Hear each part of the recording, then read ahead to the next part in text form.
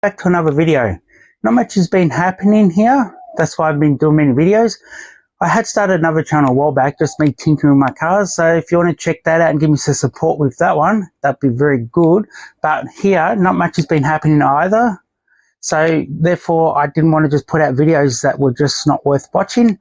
The only main difference is, apart from the last video where non-BMS for these things, which is doing very well. I should do a video on that, how it works and watch its process going through. But also, to a keen eye, I've upgraded the line in, or added a line in for the inverter. So now it's grid connected, which means it can flip back to the grid when batteries are low. And that alone has saved about $100 a quart over the last winter's bill. But yeah, stick around and have a look at my biggest score yet with batteries. I've got quite a lot of the DeWalt ones. So the DeWalt's are these yellow ones.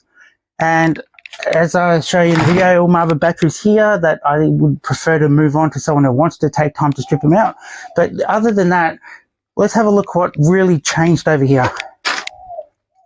Okay, so if you can see the inverter, that symbol there with the wavy sign in there, that means grid.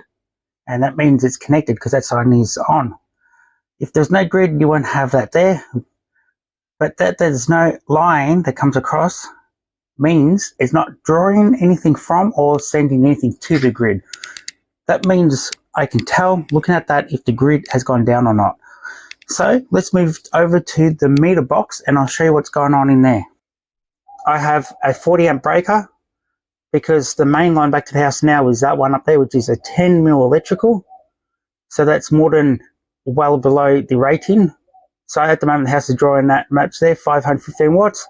So this is the one that's changed. I've got a 16 amp breaker for a line input of 2.5 mil.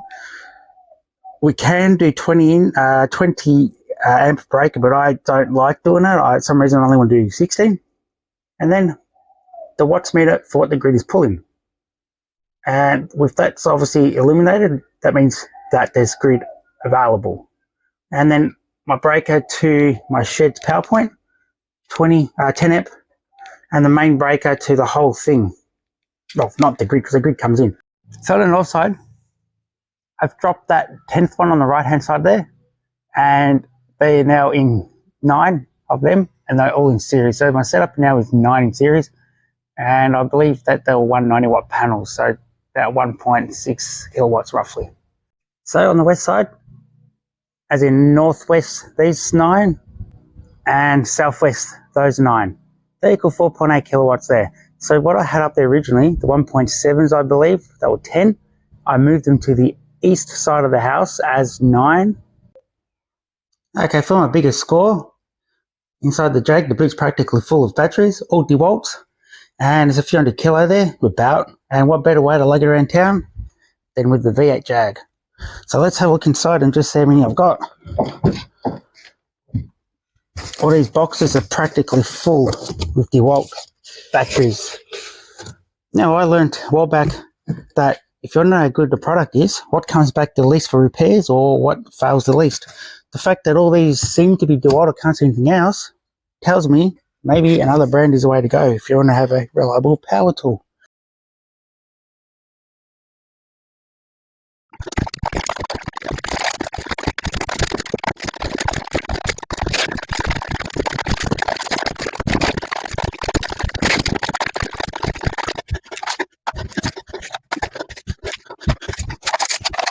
That box I had to the side is about 15 of these that are not the DeWalt, so they're hiding in the bottom. So these batteries I don't want. Reach out to me. I'm in Victoria, Australia. If you want these batteries, you can have them.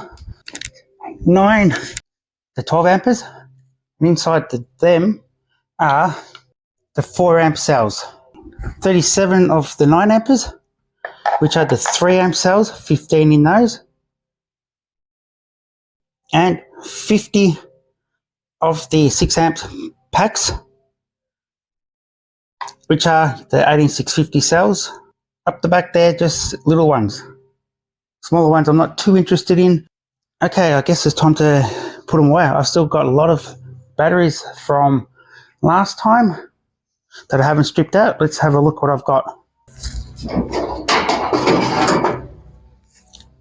Not sure how many was in there, but that's like 2 layers full, which is about 2, 4, 6, 8, 10, 12, 14, maybe 20, 30, maybe, of the 6 amperes.